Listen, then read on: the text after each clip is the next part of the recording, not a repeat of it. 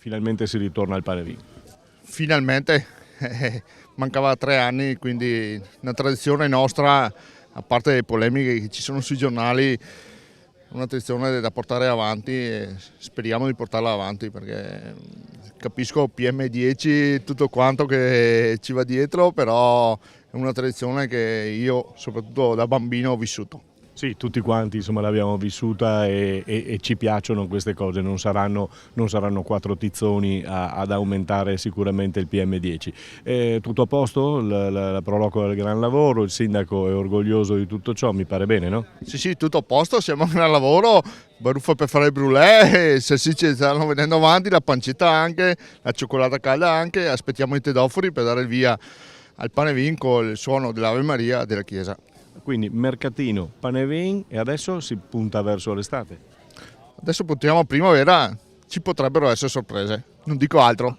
Siamo a Farrò con il sindaco Collet, tra l'altro è una serata piuttosto impegnativa perché qui a Farrò, poi Follina, insomma poi da altre parti e poi Valmareno.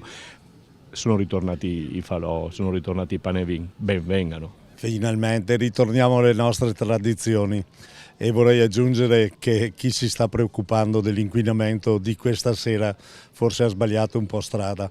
Le nostre tradizioni vanno rispettate, sono la cosa più bella che abbiamo come comunità e finché avremo dei giovani volonterosi come le nostre Proloco che riescono a tenere in piedi questa iniziativa, ben venga.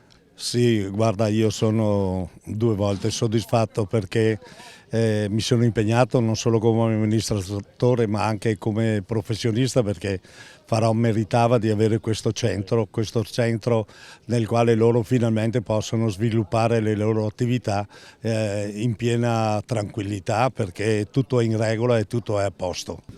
Il pane vin è una tradizione che è sempre bello, diciamo, che venga portata avanti e il comitato continua in queste tradizioni, quindi è bello entrare in struttura, nella nostra struttura nuova e vedere i giovani che hanno 14 anni, vedere i settantenni che noi comunque chiamiamo giovanotti, perché da quando siamo noi all'amministrazione li abbiamo battezzati così. E tutti lavorano, e tutti fanno qualcosa, chiaramente. Sì, per portare avanti le tradizioni del nostro territorio. Quindi lei fa parte sia del comitato e poi naturalmente all'assessorato.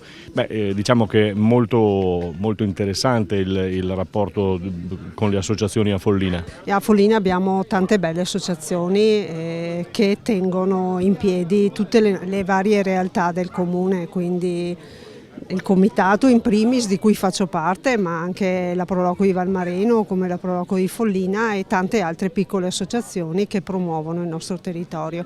Quindi bene, per noi le associazioni sono importanti, sono il motore, diciamo, di tutta quella che è la nostra società. Pane vin acceso e presidente del GAL che è arrivato, e allora presidente, buona serata innanzitutto. È una bella iniziativa anche per voi, insomma, esserci, no? Sì, non si può mancare a queste tradizioni che ricordano molto la nostra storia, la nostra cultura, e credo che sia il punto di forza del nostro territorio è proprio rivendicare questa nostra storia, questa nostra cultura che fa unità e fa socialità. È un grosso ringraziamento al lavoro del volontariato, che tutte queste brave persone che dedicano il loro tempo libero a queste attività che sicuramente creano unione e forza e benessere. Abbiamo puntato proprio a essere presenti nel territorio dando quei servizi comunitari, perché i singoli non li possono dare, ma noi con la nostra organizzazione riusciamo a fare proprio questi servizi di territorio utili per lo sviluppo soprattutto turistico, che in questo momento sta dando grandi risposte al nostro territorio. Presidente, non so se è un esperto di come vanno, però qualcuno dice bene, qualcuno dice male. Non lo so, non mi sembra che ci sia aria, per cui mi sembra che siano abbastanza dritte, ce la giochiamo così, non vorrei sbilanciarmi. Grazie Presidente. Grazie a voi, buonasera.